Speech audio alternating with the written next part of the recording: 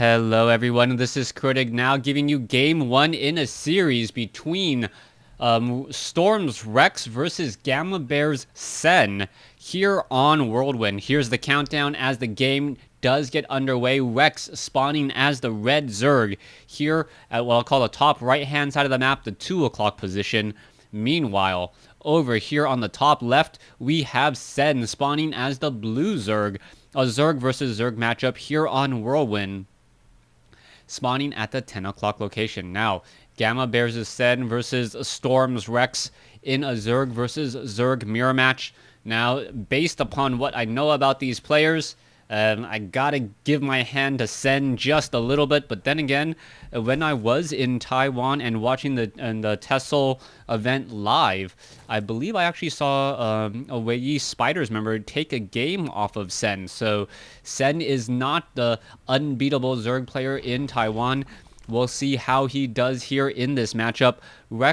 Storm's Rex, I really don't know much about him, but just like me, you guys will get to see these players in action over the next couple of weeks and perhaps adopt your own particular playstyles. Now, a lot of you guys out there might be wondering, hey, why should I be excited about the TESL? Why should I even watch these games? Well, for one thing, the Taiwan and Koreans share the same BattleNet server. So, if you're forced to play on the Korean BattleNet servers, I gotta believe that does make you a little bit of a stronger player. Trial by fire, you are going to get stronger and better out of necessity, as we see both players now opening up into a hatchery first. Hatchery first in this map, not too uncommon. The map is rather large, and Whirlwind, one of those maps that allow for 4 separate spawning locations. It looks as though Storm's Rex is going to find his opponent first, and by process of elimination, that means Sen also knows where his opponent is as well, and you can see this Overlord taking a quick turn over here, and now we'll be making a move to see what the expansion timing is going to be. A little bit of a lucky break by Rex.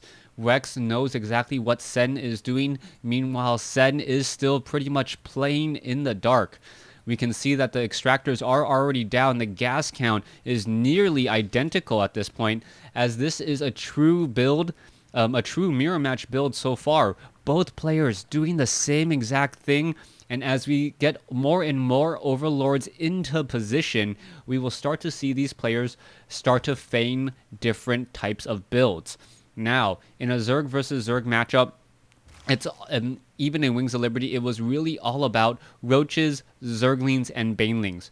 Roaches beating Banelings, Banelings beating Zerglings, Zerglings beating Roaches generally. Foregoing any uber types of micro, that generally seem to be the case. Now, both of these players do seem to be going for very, very similar builds. You can take a look, and finally a variation over Overlord's timing is about the same as well. Metabolic boost timing, double queens. And what this normally tells me is that the game comes down to a little bit of luck and a lot of micro. And luck matters in this just because if you're able to catch your opponent sleeping at the wheel, then you're able to do a very, very strong critical hit. If one Baneling is able to take down 9 Zerglings, sometimes it's just a bit of luck. Your opponent wasn't paying attention and you roll that Baneling just into the right spot and you detonate at just the right time, taking down multiple units. So far, you can see that there are similar builds coming across the board. Zerglings are now making their way out. A little bit of scouting now coming in as well, but really nothing happening in the losses column. Just 6 resources lost because of an extractor trick, but besides that, nothing of real significance.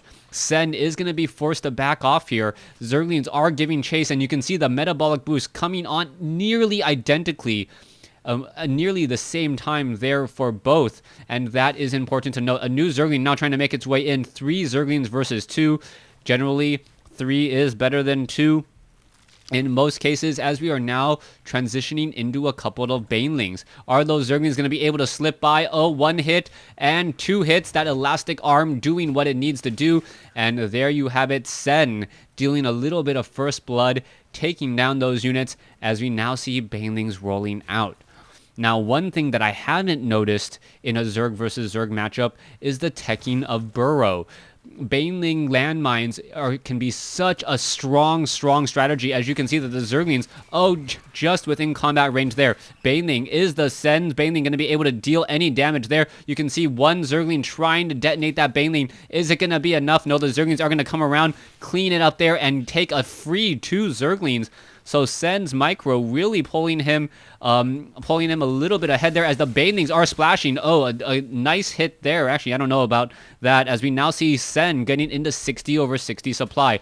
A lot more Zerglings coming in as we are now teching into Mutalis, the one unit that counters the entire Roach, Zergling, Baneling, Rock, Paper, Scissors. As soon as you have Mutalis in the air, whoever has more just starts to snowball and win more games. Zerglings now trying to engage. The Banelings may find something, and a beautiful splash hit there, taking down a handful of Zerglings in one fell swoop. Zerglings now trying to come in. Rex, however, going to lose that Zergling pretty quickly as the third base now being established. Coming back over here, Sen is doing a quick flyby, and he is able to get so much scouting information inside this main base. He sees the Spire coming in. He looks at the timing. He goes, okay, I have a small window here, and we're both running on 4 gases. I need to get this base up and running as quickly as possible to get higher gas count. I've already spent some gas on these Overlords. I've already trained up a couple more Banelings. I think Rex can easily take this over here in just a moment if I'm not careful. Let's take a look. Zerglings now doing a little bit of a dance in midfield. You can notice that none of the players are researching Baneling movement speed, as they do not want to risk it. All right, there goes the Banelings there, as what is going to be happening here. Banelings trying to hit. All right, 2 Banelings for 1. Not that good of a move either, as we now see is that a Spinecrawler being built in midfield by Rex. Spinecrawler is off over here as well. Zerglings and Banelings trying to do a bit of splashing. And what is going to be happening here? Those Baneling may get off an easy target. No, Rex unable to find the Zerglings there, as almost splashing down to take down this Spinecrawler. All right, Zerglings doing a little bit of cleanup there. That Spinecrawler is about to fall, splashing and just destroying each other here, but the Zergling count just so much higher for Sen right now, as Sen going to stop this third base before it gets operational. All right, it is going to be 3 bases to 2 in favor of Sen, but Sen doesn't have anything mining here yet. He needs to get these extractors up in order to get that higher Mutalis count, as the Mutalis will be popping out and taking down many of these Zerglings. Zerglings taking out a couple of free drones, now making their way up onto the high ground. Here we go. Zergling's going to try and take down the Queen. Queen is going to be a heavy loss to production. And no, it doesn't go after the Queens, going after the drones instead, just holding position in the mineral line to try to take down more units. Zergling's now backing away. The Zerglings are faster than those Mutalisks, as the Zerglings now making their way back over here once again to this 3 o'clock expansion location. Zerglings now all pretty much picked apart, as Sen, sitting on a very large mineral pool, needs a lot more gas to help out with the Mutalisk numbers. Speaking of Mutalisk numbers, it is 12 to 10 right now, as the Mutalisk goes straight after the Mutalisk, or after the Queen. There it goes, and now the Mutalisk are going after drones, shutting down the gas harvesting, and every time you're able to stop gas harvesting now, that is a huge victory for you. As you can see, the Mutalisks are getting added even further. Whoever has more Mutalisks at this stage in the game generally wins the game, because a 15 on 10 fight of Mutalisk versus Mutalisk normally comes out with, 10 Mutalisk versus 0 at the end of it. It is not a linear progression in terms of that engagement and the exchanges.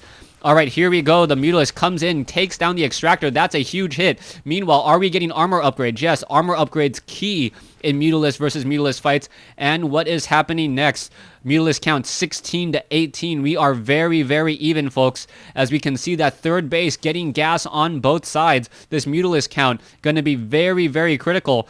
And it looks as though both players are going to be sticking to this Mutalisk strategy. Here we have it. The Mutalisk is going to go after the Spore Crawler, but the Spore Crawler does deal additional bonus damage versus biological. I thought this was in testing, but this is actually for real. 30 damage versus biological. That is huge for those to fight against those Mutalisks. So that is going to be a huge play. Meanwhile, Zergling's going to come back over here, try to take down more units as well, as the Zerglings now making their way over here to the third base. Hatchery may not fall, but the Spore Crawler and Spine Crawler should go down. Mutalisk pack now backing off again, and you can see that Sen is just keeping this ball of Mutalisk together so well, and now getting the level 1 weapons upgrade. Without an infestation pit, without infestors, these Mutalisks can clump up as tightly as they want without fear.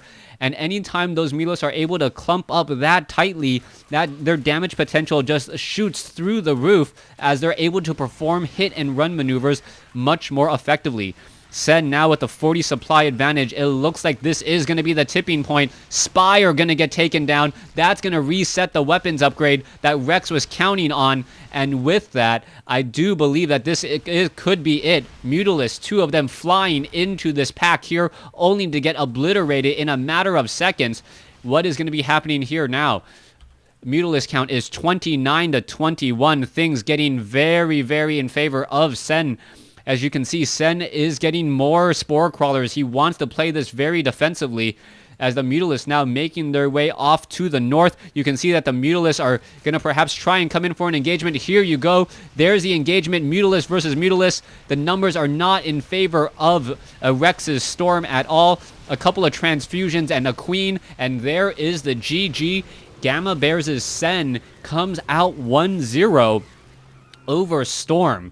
All right, please stay tuned for the final game in day 1 of season 2 of the TeSL. Will Gamma Bears be able to do a clean sweep and get 4 straight victories over their opponent? If anyone else was to do it, Sen could do it. Stay tuned for game 4 on Daybreak.